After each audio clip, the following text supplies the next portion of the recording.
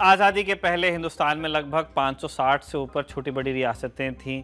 इनमें पड़ने वाला कुल इलाका अविभाजित भारत के क्षेत्रफल का 1/3 के करीब था। देश की 25% से ज़्यादा आबादी भी इन जगहों पर बसती थी। इन रियासतों में ये रियासतें ब्रिटिश हिंदुस्तान की सरकार के अधीन थीं। इनकी रक्षा और विदेश मामले ब्रिटिश सरकार देखती थी और यहाँ के शासक नाम मात्र के ही राजा होते थे। हालांकि इन्हें क्षेत्रीय स्वायत्तता प्राप्त थी थोड़ी बहुत, जिसकी जितनी हैसियत उसको उतना भत्ता ब्रिटिश सरकार दिया करती। जब भारत की आज़ादी तय हुई तो लॉर्ड माउंटबेटन ने इन रियासतों के राजाओं को हिंदुस्तान या पाकिस्तान में से कोई एक चुनने की छूट भी दे दी। जून 1947 में तय हो गया था कि भारत को उसी साल 15 अगस्त को ब्रिटिश हुकूमत से आज़ादी दे दी जाएगी। जुलाई का महीना आ गया था, लेकिन राजाओं ने भारत में विलय को लेकर कोई बड़ा फैसला लिया नहीं था। दरअसल कई राजा अपने इलाके को स्वतंत्र राज्य का बनाने का ख्वाब लिए बैठे थे। उन्हें अभी भी उम्मीद थी कि अंग्रेज इस काम में उनकी मदद करेंगे। देश के पहले गृह मंत्री सरदार वल्लभ भाई पटेल और उनके तेज तर्रार सचिव वीपी मेनन ने माउंटबेटन के साथ मिलकर रियासतों के विलय का एक पत्र तैयार किया। इसमें 3 शर्तें थीं। देसी रियासतों को अपनी रक्षा की जिम्मेदारी, विदेश मामले और संचार की व्यवस्था को कांग्रेस सरकार को सौंपना होगा। ये काम 15 अगस्त 1947 से पहले करना होगा। पटेल ने इस संबंध में 5 जुलाई को एक बयान भी जारी किया। उन्होंने कहा कि देशभक्ति की भावना दिखाते हुए इन 3 शर्तों के साथ राजा भारतीय संघ में विलय को स्वीकार कर ले। अगर वे लोग ऐसा नहीं करते हैं तो देश में अराजकता और अफरा तफरी का माहौल बन सकता है। इसके बाद क्या हुआ? रियासतों का भारत में विलय कैसे हुआ? विलय होने पर इन राजाओं को प्रिवी पर्स के नाम पर क्या फायदा दिया गया? और फिर 24 साल बाद इंदिरा गांधी ने कैसे प्रिवी पर्स को खत्म करने का कदम उठाया? साथ ही आज जानेंगे कि पाकिस्तान में प्रिवी पर्स को लेकर वहां की सरकार ने क्या फैसला लिया था।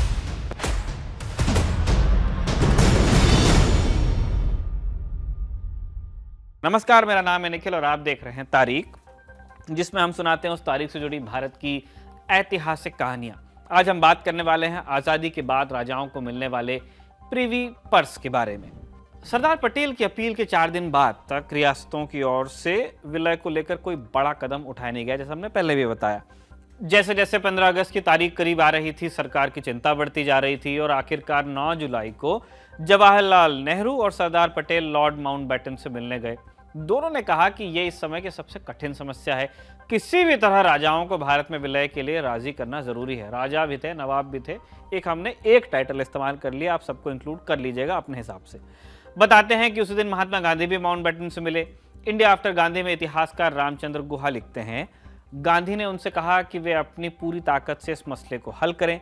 ऐसा उपाय करें जिससे 15 अगस्त को अंग्रेजों को देसी रियासतों को आज़ाद घोषित करने का फैसला न लेना पड़ जाए।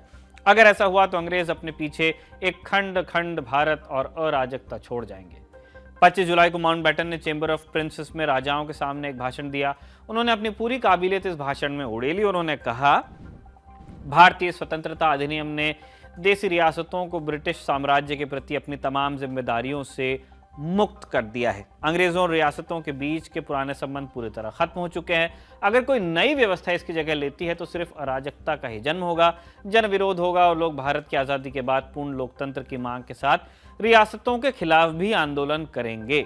दूसरी ओर भारत सरकार का प्रस्ताव रजवाड़ों को आंतरिक रूप से पूरी स्वायत्तता देता है।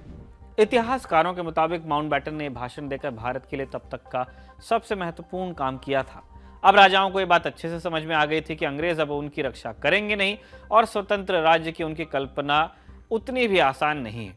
लिहाजा 15 अगस्त से पहले लगभग सभी रियासतों ने विलय के पत्र पर दस्तखत करने शुरू कर दिए। राजाओं को अपनी रियासतों की जमीन देने के बदले सरकार ने उन्हें कुछ दिया भी, काफी कुछ दिया रादर। उनका खजाना, महल और किले उनके ही अधिकार में छोड़ दिए गए। यही नहीं, उन्हें किसी भी तरह का टैक्स नहीं देना पड़ता था और सबसे बड़ी बात, उन्हें प्रिवी पर्स दिया गया। प्रिवी पर्स एक शब्द नहीं है, पर्स इसमें है अलग। इसके तहत राजाओं को हर साल एक निश्चित रकम दी जाती थी। इस रकम का भुगतान उस टैक्स से होता था जो उनके इलाकों से सरकार को मिलता था, यानी एक तरह की गारंटी हो गई। राजाओं को प्रिवी पर्स की गारंटी भारतीय संविधान के अनुच्छेद 291 के तहत दी गई। राजाओं को प्रिवी पर्स में 5,000 रुपए से लेकर 26 लाख रुपए तक मिलते थे। भारत में 6 सबसे महत्वपूर्ण रियासतें हैदराबाद, मैसूर, त्रावणकोर, बड़ौदा, जयपुर और पटियाला थी। 26 लाख रुपए की सबसे मोटी रकम मैसूर को मिलती थी। हैदराबाद को 20 लाख, त्रावणकोर को और जयपुर को 18-18 लाख और पटियाला को 17 लाख मिलते थे। 102 रियासतें ऐसी थी जिन्हें 102 लाख रुपए के बीच रकम दी जाती थी। लाख सुन के आप कंफ्यूज मत होइए, ये 20th सेंचुरी के लाख हैं, बहुत होते थे तब। देश में 83 ऐसे राजा भी थे जिन्हें 25,000 रुपए या उससे भी कम रुपए मिलते थे। फिर से हजार 20th सेंचुरी के हैं। सबसे कम 192 रुपए सौराष्ट्र के कटौदिया के राजा को मिलते थे। प्रिवी पर्स के अलावा राजाओं का सम्मान बना रहे, इसके लिए सरकार ने संविधान में अनुच्छेद 362 जोड़ा। इसके जरिए रियासतों को विशेषाधिकार और उनकी मान्यता को बनाए रखा गया। अनुच्छेद 362 के तहत भारतीय राष्ट्रपति ने खुद राजाओं को शासक के रूप में मान्यता दी। भले ही उनके पास कोई अधिकार या शक्ति नहीं थी, लेकिन उन्हें उनकी पदवियां रखने की इजाजत दी गई। वो पहले की तरह अपने दरबार लगा सकते थे, आधिकारिक वाहन रख सकते थे और गणमान्य व्यक्तियों की मेजबानी भी कर सकते थे। कुल मिलाकर राजाओं को करीब 34 विशेषाधिकार दिए गए थे। इनमें भाइयों और बहनों के विवाह का खर्च राज्यों द्वारा भुगतान और कुछ कानूनों और अदालती कार्रवाइयों से भी छूट दी गई। 1967 तक प्रिवी पर्स के खिलाफ देश में आवाज उठने लगी। उधर इंदिरा गांधी को गूंगी गुड़िया कहा जा रहा था।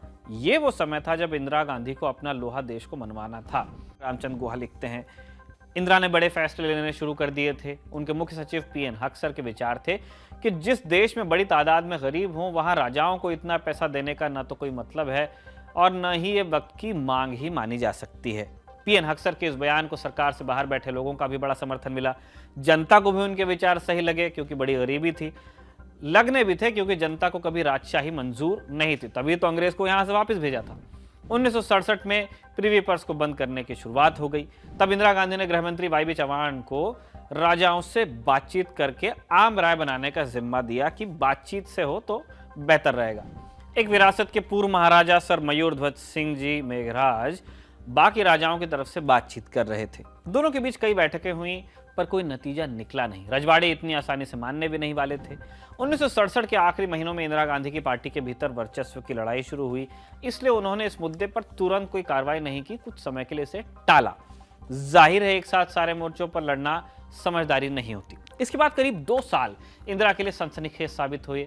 इसी बीच वो देश की सबसे ताकतवर नेता बनकर उभरती हैं। 1969 में 3 अहम घटनाएं होती हैं: बैंकों का राष्ट्रीयकरण, राष्ट्रपति का चुनाव और कांग्रेस पार्टी का विभाजन।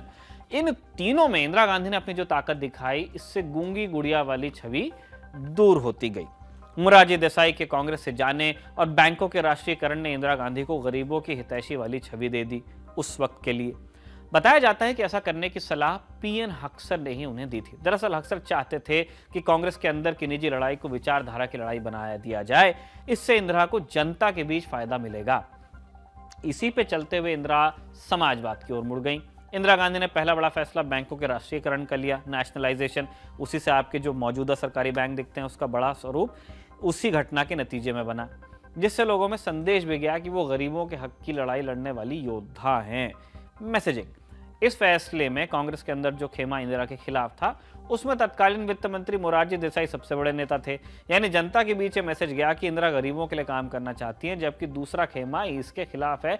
यानी जनता की पूरी सहानुभूति मिल गई इंदिरा गांधी को। 69 में बैंकों के राष्ट्रीयकरण के बाद अब इंदिरा गांधी का अगला टारगेट राजाओं को मिलने वाले प्रिवी पर्स बन गए। कांग्रेस के 2 फाड़ के बाद इंदिरा सर्वेसर्वा हो गई। जो पार्टी बची उसमें इंदिरा कांग्रेस।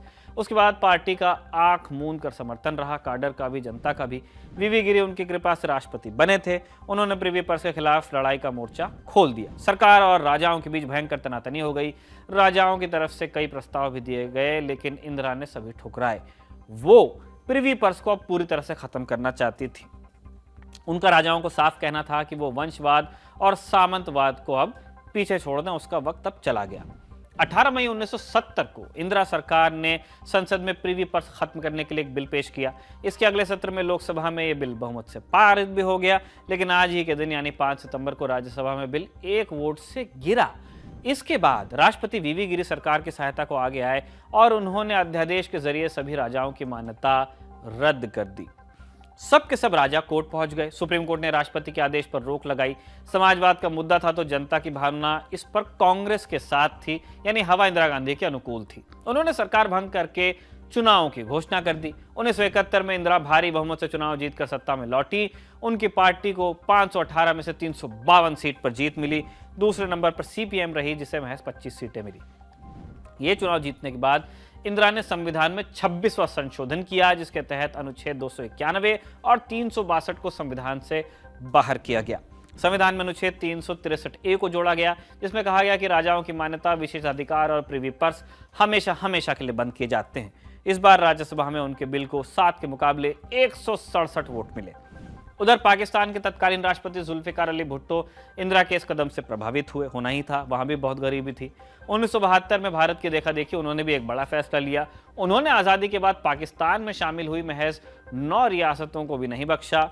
जुल्फिकार अली भुट्टो ने पाकिस्तान में राजाओं यानी नवाबों को मिलने वाले प्रिवी पर्स और सभी विशेषाधिकारों को खत्म करने के लिए एक ऑर्डिनेंस लाया। पाकिस्तानी इतिहासकारों की माने तो ये एक तरफा और चौंकाने वाला फैसला था, जो पूरी तरह इंदिरा गांधी से प्रभावित होकर लिया गया, शायद इसीलिए कि जनता के बीच भुट्टो की लोकप्रियता बढ़ सके। भुट्टो के इस फैसले का नवाबों ने काफी विरोध किया, कई डिप्रेशन में गए। नवाबों के इंटरव्यू अखबारों की सुर्खियां बनने लगे, जिनमें कई ने कहा कि पाकिस्तान की आज़ादी के समय उन्होंने मुल्क के लिए खजाने से खूब पैसा लौटाया और आज उनके साथ सरकार ने ये दोयम बर्ताव किया।